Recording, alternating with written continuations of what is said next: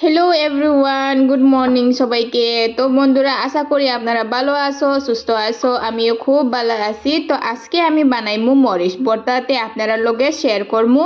তো মরিচ ভর্তার লগে পান্তা ভাত খুব খাইতে আরাম লাগে, প্লাস গরম গরম ভাত হইলে খাইতে আরাম লাগে। তো আজকে তো বহুত গরম ফালাইছি, এর কারণে আমি পান্তা ভাত লগে ভাত খাইমু, এর কারণে আমি মরিচ ভর্তা বানাইতাছি। তো আমি কিভাবে বানাইতাছি, কিভাবে বানাইয়া খাইতাছি সব আপনারা লগে শেয়ার করমু।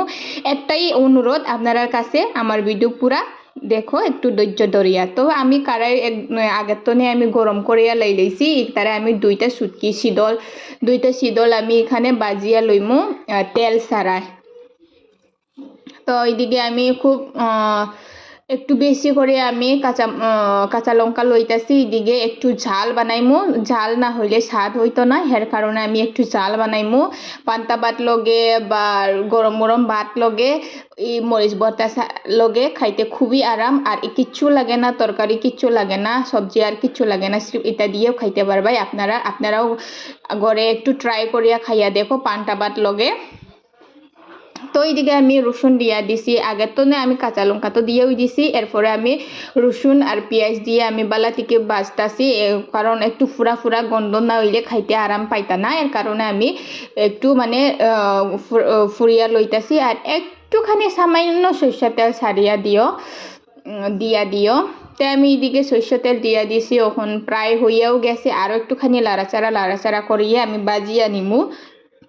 তো আমার এইদিকে ভাজা হয়ে ছাড়ছে, ওখন আমি একটু একটু করে আমি তুলিয়া লইমু একটা থালের মধ্যে, একটা প্লেটের মধ্যে। তো দেখো গন্ধ তো খুবই ভালো আইতাছি, আপনারা ঘরে ট্রাই করলে বুঝবাই, এর কারণ এছাড়া আপনারা বুঝতে পারবাই না। তো আমি এক বাটির মধ্যে লইলেছি, এটারে আমি বালা থেকে কুটমু। তো একটুখানি আমি লবণ দিয়া দিমু, বেশি দিবাই না কিন্তু, আবার একটু কম দিও, নাইলে লবণ বেশি হইলে আপনারা খাইতে পারতাই না।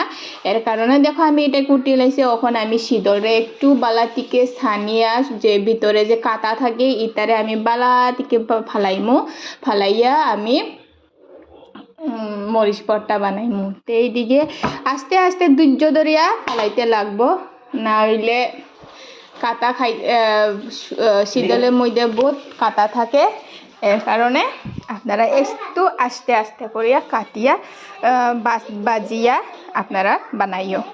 তো এর কারণে কিতা এক সুবিধা হয়, আপনারা আস্তে আস্তে করিয়া যদি কাটাটা বাজিয়ে সব কাটাটা ফালাই দিতে খাইতে সময় কাটা আপনারা ফাইতাই না, এর কারণে একটু ধৈর্য করিয়া ফালাইতে লাগে। তখন আমার কাটা উটা ফালানি শেষ, তখন আমি ইতারে বালাটিকে আবার কুটমু, বালাটিকে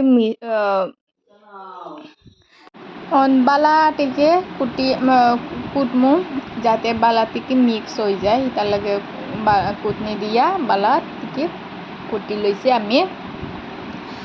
আরও একটু কুটমু, তখন কুটিয়া ছাড়ছে, এখন আপনারা দেখাইমু। দেখো সুটকি মরিচ ভর্তা সুটকি দিয়া, গন্ধ শুনিয়া তো এত ক্ষুধা লাগছে, সুটকি গন্ধই আলাদা। তো থ্যাংক ইউ ফর ওয়াচিং, আমি ভাত খাইমু এখন।